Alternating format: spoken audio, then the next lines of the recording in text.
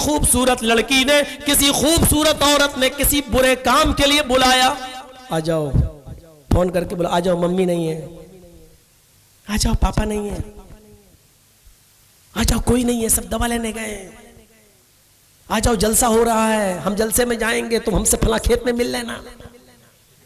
ये चल रहा है मेरे साथ पाकुड़ के इलाके में, हमको देखने को ऐसा मिला, इसलिए बोल रहा हूं, जाती मुशाहिदात है। वो सुनाया था ना वो मोबाइल वाला वाकया, वो जो चूम रहा था ऐसे मोबाइल का कर रहा था, यही कहीं सुनाया था मैंने, कहीं अल्लाह बेहतर जाने। बताइए कितने बड़े बेवकूफ, डब्बा चूमते, 50 ग्राम का डब्बा चूम रहा है, और वो समझ रहा है कि मैं उसके होंठ चूम रहा हूं, और लड़की समझ रही है हाँ ये हमें किस दे रहा है। शैतान ने कैसी अक्लें खराब करी हैं, गोबर भर दिया, हम चूम रहे डब्बा, सोच रहे ही वो चुम्मा मिल रहा है। ये हाल है हमारा, इन्ना लिल्लाहि व, खोपड़ियां खराब कर दी इस आज के मॉडर्न चीजों ने। राजुलुन तलबत इम्राअतु ज़ात मनसबि व जमाल, बहुत खूबसूरत हसीन और जमील औरत ने किसी को बुलाया, आ जाओ, कोई नहीं है, बुरे काम के लिए बुलाया। इस नौजवान लड़के के पास अकेले में मिलने के सारे रास्ते मौजूद थे, माँ बाप की नजरों से दूर, अकेले और तन्हाई में लड़की के पास पहुंच भी गया, लेकिन जब दोनों बुरे काम के लिए तैयार हुए, उसी वक्त लड़के ने धक्का दिया, भगा हट, चल, इन्नी अखाफुल्लाह, मैं ये गलत काम नहीं कर सकता, मैं अल्लाह से डरता हूं। जो अल्लाह के डर से इस बुरे काम से रुक गया, वो नौजवान भी अल्लाह के अर्श के साए में होगा। ऐसे मौके पर किसी को छोड़ पाना बहुत मुश्किल है। शिकार हाथ आ गया है तो कौन जाने देगा, केस बाद में देख लेंगे, पुलिस बाद में देख लेंगे, वो भूत उस वक्त शैतान ऐसा सवार होता, अब तो आगे कर, चल, जब वो तैयार तो तू क्यों पीछे हट रहा है, ये सूरत हाल पैदा हो जाती है। ऐसे मौके पर छोड़ना, हुस्न मौजूद हो, शबाब मौजूद हो, जमाल मौजूद हो, शैतान उस लड़की को 14वीं के चांद की शक्ल में पेश कर रहा हो, और उस वक्त अल्लाह का खौफ उसके हुस्न जमाल से बढ़कर हमारे दिल में मुजसन होकर कह रहा हो, जहन्नम की आग तेरा इंतजार कर रही है, कब्र के सांप और बिच्छू तेरे इंतजार में है, ये गलत काम मत कर। और ऐसे मौके पर कह देना, इन्नी अखाफुल्लाह, मैं अल्लाह से डरता हूं, ये बहुत दिल और गुर्दे का काम है। ऐसे शख्स को अल्लाह कहां जगह देगा, अपने अर्श के साए में। आ मेरे बंदे, आज सूरज की जासूस तपिश तुझे नहीं बचा सकती, मेरे अर्श के साए में मैं तुझे पनाह दे रहा हूं। मुझे मालूम है कि मेरी तकरीर का हशर क्या होगा, मुझे मालूम है यहां से 12 सवा 12 बजे जब जाओगे तो अब ये बातें होंगी, मौलाना ने ऐसी बात बताई है। चलो तो बोलते ही रहते हैं, उनका काम था सुनाना, मेरा काम था सुनना, करोगे वही जो करते आए हो। मैं तो सिर्फ ये सोचकर बोलता हूं, अगर मेरी तकरीर से एक आदमी को भी हिदायत मिल गई तो हमारी नजात का जरिया काफी, इतना काफी है। और फिर हम दरोगा बनाकर तो नहीं भेजे गए, अल्लाह ताला ने तो अपने नबी से भी कहा था, लस्ता अलैहिम बिमुसैतिर, आप हाकिम बनाकर नहीं भेजे गए, आपका काम सिर्फ डराना है, आप सिर्फ डराइए, फज़क्किर इन्नमा अंत मुज़क्किर, आप सिर्फ डराने वाले हैं, आप डराइए, जबरदस्ती डंडा लेकर आप किसी के पीछे नहीं पड़ सकते हैं, आप सिर्फ डराइए, फज़क्किर इन्नमा अंत मुज़क्किर लस्ता अलैहिम बिमुसैतिर, हमने आपको दरोगा और हाकिम बनाकर नहीं भेजा, हम हाकिम और दरोगा बनकर थोड़ी आए हैं, समझाना मेरा काम है, हमने समझा दिया। ऐसे मौके पर अब लड़कियां कह रही होंगी, सोच रही होंगी, लो हम बुलाएं और वो ना आए, और आ जाए तो कहते भाग, मैं अल्लाह से डरता हूं, मैं जानता हूं कि ऐसा नहीं हो पाता है, लेकिन जन्नत भी इतनी आसान नहीं है जो हलवे की तरह लो मिल जाए, लो अर्श का साया भी इतना आसान नहीं है कि तुम्हें मिल जाए, जहां लोग अपने आंख से गिरने वाले आंसुओं में अपनी कश्तियां चलाएंगे, उसमें तैर रहे होंगे, अपने आंसुओं में उनकी आंखों से इतने आंसू गिरेंगे गुनहगारों के मैदान महशर में कि उनकी आंखों से गिरने वाले आंसुओं में अगर वो अपनी कश्ती चलाना चाहे तो अपनी नाव चला लेंगे, कश्ती चला लेंगे। ऐसे मौके पर अल्लाह के अर्श का साया मिल जाए, कितनी बड़ी बात है। किसको मिलेगा? हुस्न जमाल को देखकर सारे जिना करने के सारे रास्ते हमवार मौजूद, लेकिन उसने कह दिया भाग, मैं अल्लाह से डरता हूं, तेरे करीब नहीं आऊंगा। अपने बाप से बोल निकाह कर, मैं भी निकाह करूंगा, जायज तरीके से मिलूंगा। निकाह में उलझन है। लड़का तैयार है तो लड़के का बाप तैयार नहीं है, लड़की तैयार है लड़के से शादी करने के लिए तो लड़की का बाप तैयार नहीं, उससे बाद में पता चला कि लड़की के बाप ने इतनी सख्ती की कि लड़की भागी गई। जा, तेरी सख्ती की पूरे खानदान की नाक कटा गई। महाराष्ट्र का हाल देखिए, बाकायदा कॉलेजों में और यूनिवर्सिटियों में वैकेंसी निकाली जा रही है। और जानते हो क्या साजिश है? वो साजिश ये है कि जब मुसलमान लड़का उन कॉलेजों में उन वैकेंसी को देखता है कि वैकेंसी खाली है जाता है, तो कहा जाता है लड़कों के लिए फुल हो गई है, लड़कियों के लिए खुली हुई है।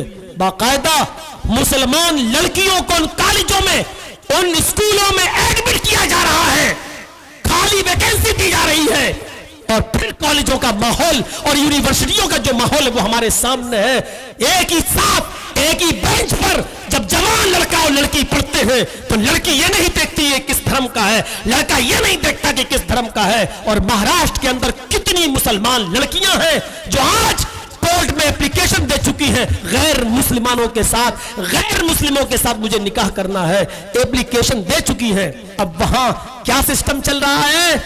उनके माँ बाप को मनाया जा रहा है, उनको कहा जा रहा है कि लड़कियों को ले जाओ, हवाले कर रहे हो, ले जाओ, हम नहीं चाहते कि आप बदनाम हो, लेकिन लड़कियां जाने के लिए तैयार नहीं है। फिर वो कोर्ट मैरिज कर रही हैं और जाहिर है कि वो अब अपने घर जाने के लिए तैयार नहीं है। वो ये कह रहे हैं हमने तो माँ बाप को इत्तला दे दी है, लेकिन माँ बाप अब लड़कियां ही तैयार नहीं है तो हम क्या करें। और लड़कियां ये कहकर आजादी हासिल कर लेती है कि मेरी उम्र 18 के ऊपर हो चुकी है, मैं अपनी मर्जी की मालिक हूं, मैं रहूंगी तो इन्हीं के साथ रहूंगी। पढ़िए एक खानकाह के आलिम का कितना अच्छा मकाला सामने आया है। महाराष्ट्र का यह हाल हो रहा है, बंबई, पूरे महाराष्ट्र का। हम नहीं जानते आपके बंगाल का माहौल क्या है, लेकिन इतना तो हम जानते ही हैं कि कॉलेजेस यहां पर भी हैं और को एजुकेशन इधर भी है, लड़के और लड़कियां एक साथ इधर भी पढ़ते हैं, इतना मुझे मालूम है। और कलिया चक उसमें बहुत मशहूर भी है। हाई स्कूल, इंटर, उसके बाद बीए की कोचिंग एक साथ। और बुर्के का और नकाब का हाल तो आप जानते ही हैं, पर्दा कितना है हमारे यहाँ, ये सब मालूम है। 22 साल का जमाना कोई कम जमाना नहीं होता। 22 साल की मुद्दत से मैं यहां आ रहा हूं, 22 साल से कंटिन्यू, लेकिन 22 साल के अंदर मैंने 10% भी अमल होते हुए नहीं देखा कि बुर्के के मैदान में और पर्दे के मैदान में। तो मदरसा खुल गया है शेरशाही, तो कुछ लड़कियां और कुछ पढ़ने वाली औरतें, लड़कियां, मुअल्लिमात बुर्के में नजर आ जाती हैं, वरना हाशा कल्ला मेरे भाइयों हमें नजर नहीं आती हैं। वही साड़ी, वही ब्लाउज, वही सर खुला हुआ चली जा रही है टोटो पर बैठकर, चली जा रही है ऑटो पर बैठकर, चली जा रही है सवारियों पर बैठकर, कर रही है मार्केटिंग और शॉपिंग और गैर मर्दों के साथ धक्के खाए जा रहे हैं। वही सिस्टम चला आ रहा है। किन को रोया जाए, क्या कहा जाए, क्या बताया जाए? जानते हो आप, किसी औरत का हाथ गैर मर्द के हाथ में जाना, चूड़ी वाला चूड़ी पहना रहा है, हाँ लीजिए। सुनहार की दुकान पे जाती है, गोल्डमैन की, ज्वेलरी की, वो अंगुली पकड़ता है, नहीं आ रही है, दूसरी पकड़ रहा है।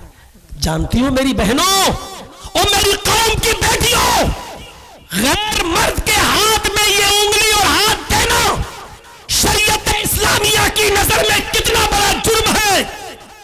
अल्लाह के नबी का इरशाद तो ये है, आपने तो ये फरमाया मेरी फरमाया कि अगर कोई शख्स तुम्हारे सर पर लोहे की कील लेकर हथौड़े से ठोकना चाहे तो ठुकवा लेना, यह तुम्हारे लिए आसान है, लेकिन किसी गैर मर्द के हाथ में अपना हाथ या अपनी उंगली मत देना। हदीस तो यह कहती है हमें, नबी का फरमान तो यह कहता है हमें, गैर मर्द के हाथ में उंगली नहीं दी जा सकती, गैर मर्द के हाथ से हाथ नहीं मिलाया जा सकता। तुम तो गैर मर्दों को, बॉयफ्रेंड को अपने फोन पे बुला के अपना जिस्म सौंप देती हो। उंगली देना जब इतना बड़ा जुर्म है, हाथ मिलाना जब इतना बड़ा जुर्म है, तो उनके साथ रिश्ते कायम करके जिस्मानी ताल्लुक कायम करना कितना बड़ा गुनाह होगा। उस वाक़े को उठाओ। वो नौजवान आया, नबी के पास आता और कहता मैं इस्लाम लाना चाहता हूं। खुश हो गए अल्लाह के रसूल। बोलिए, उसने कलमा पढ़ा, अशहदु अल्ला इलाहा इल्लल्लाह व अशहदु अन्न मुहम्मदन अब्दुहु व रसूलुहु। अल्लाह के नबी खुश हो गए, इस्लाम लाया। लेकिन अभी इस्लाम ही लाया है, इस्लाम की तालीम से वाकिफ नहीं था। बैठ गया। अल्लाह के नबी ने कहा कुछ और क्या चाहते हो? कहता अल्लाह के रसूल एक लड़की से दोस्ती है, उससे जिना करना चाहता। इस्लाम लाया, सुनन बैहकी पढ़िए, इस्लाम लाया, अशहदु अल्ला अभी लाया, लेकिन मालूम नहीं है इस्लाम क्या है। अच्छा लगा इस्लाम लाया। अल्लाह के नबी ने कहा मैं बहुत खुश हूं, बोलो क्या मांगते हो? कहने लगा अल्लाह के रसूल एक गर्लफ्रेंड है, पहले से एक दोस्त है मेरी। अच्छा, जीएफ यही बोला जाता है ना शॉर्टकट में। हाँ, तो इजाजत दीजिए, उससे जिना करूंगा। सहाबा का मारूंगा, क्या कह रहा? लेकिन अल्लाह के रसूल ने कहा मिजाज समझते थे अल्लाह के रसूल, इसको कैसे समझाया जाए। ये हुनर जिसने सीख लिया वो सबसे बड़ा दावत देने वाला। पब्लिक का मिजाज समझ के बोलो, अवाम क्या समझना चाहती है उसके मिजाज के हिसाब से बोलो, ये सबसे बड़ी कला होती है। और जिस मौलवी ने पब्लिक के मिजाज को समझकर बोलना शुरू कर दिया, उससे बड़ा मौलवी कोई नहीं। अल्लाह के रसूल से बड़ा कोई मौलाना हो सकता है? जिना की इजाजत मांग रहा है वो, किससे मांग रहा है? सबसे बड़ी हस्ती से। ये देखिए आप, जिना की इजाजत किससे मांग रहा है? दुनिया की, वर्ल्ड की सबसे बड़ी हस्ती से। और इजाजत किस चीज की मांग रहा है? दुनिया के सबसे बड़े गंदे काम की। दोनों चीजों पर गौर करो, काम सबसे गंदा और इजाजत किससे मांगी जा रही है? सबसे अच्छे इंसान से। अल्लाह के रसूल, साहबा कहते हैं जैसे कोई मेरे सामने बीड़ी पिए चला आ रहा तो दूसरा आदमी कहता है मौलाना आ रहा है, अदब। तो जैसे उसने कहा मुझे जिना की इजाजत दीजिए, साहबा कहते हट। अल्लाह के रसूल ने साहबा का इशारा देखा कर ना ना ना ना ना ना, बोलो क्या कह रहे हो जी? क्या अभी क्या बोले? अल्लाह के रसूल जिना करना चाहता, नहीं जानता जिना कितना बड़ा जुर्म है इस्लाम में। अच्छा, जिना करना चाहता, इधर आओ। करीब बिठाया, अपने पास बिठाया, बैठो। आप बिठाएंगे? आपको मालूम है मेरा दोस्त जिना कर रहा है, लेकिन अगर वो आपसे कहे सबके सामने में जा तो आपको भी अच्छा नहीं लगेगा। अल्लाह के नबी अपने पास बिठा रहे, इधर आओ, जिना करना चाहते हो? हाँ, अच्छी दोस्ती है, हाँ बहुत दिनों से है, पहले भी कर चुकी जी। अच्छा ठीक है, मैं तुम्हें इजाजत दे दूंगा। ओह, कैसे चले आप? ठीक है, मैं तुम्हें नहीं रोकूंगा, लेकिन जो काम तुम अपनी दोस्त, अपनी उस गर्लफ्रेंड के साथ करना चाहते हो, इस काम की मैं तुम्हें इजाजत देता हूं। जाओ, ये काम पहले तुम अपनी मां के साथ करो। रास्ता क्या अपनाया समझाने का? अपनी मां के साथ ये काम करोगे और दूसरों की मां बहन बेटियों पर गलत नजरें डालने वालों सुनो, हम तुम्हें तुम्हारे नबी का तरीका बतला रहे हैं। दूसरों की मां बहन बेटियों के साथ कपड़े उतारने वालों, उनके बिस्तरों पर सोने वालों सुनो, अल्लाह के नबी ने क्या कहा? अपनी मां के साथ करो। सर झुक गया। आपने कहा क्या हुआ? अल्लाह के रसूल, मां के साथ कौन कैसे करेगा ये काम? आपने कहा हाँ, कोई भी शरीफ इंसान अपनी मां के साथ ये काम नहीं कर सकता। अच्छा चलो, मां के साथ ना करो, छोड़ो, अपनी बहन के साथ करो। एक और जूता, लेकिन कॉटन में लपेट कर। मां के साथ नहीं, छोड़ो, नहीं करेगा, कोई शरीफ आदमी नहीं, बहन के साथ जाओ कर लो।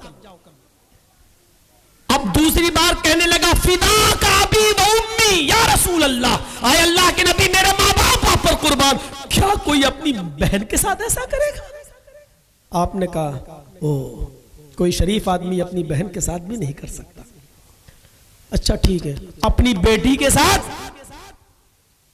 कहने लगा आप क्या बात कर रहे हैं अल्लाह के नबी, कोई अपनी बेटी के साथ भी नहीं कर सकता? आपने कहा हाँ, कोई शरीफ आदमी नहीं कर सकता। इसके बाद आपने 3 नाम और लिए।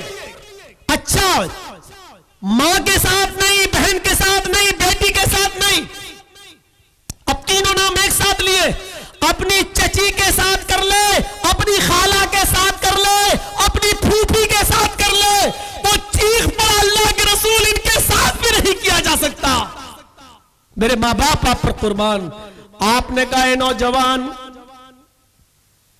जब तुझे ये पसंद नहीं है कि मां बहन और बेटी खाला फूफी और चची के साथ ये गलत काम किया जाए, यही समझाने का अंदाज था, तो फिर जिस लड़की के साथ तू जिना की इजाजत मांग रहा है वो किसी की बहन होगी, किसी की बेटी होगी, किसी की बीवी होगी, किसी की खाला होगी, किसी की फूफी होगी, कोई तो होगी किसी की। फिर उस इंसान को ये कैसे बेगैरती बर्दाश्त होगी? वो कैसे ये पसंद करेगा कि कोई मेरी बहन, मेरी बेटी, मेरी फूफी, मेरी चची, मेरी खाला के साथ जिना करे? सर नीचे हो गया, कहने लगा अल्लाह के रसूल मेरे लिए अल्लाह से दुआ कीजिए।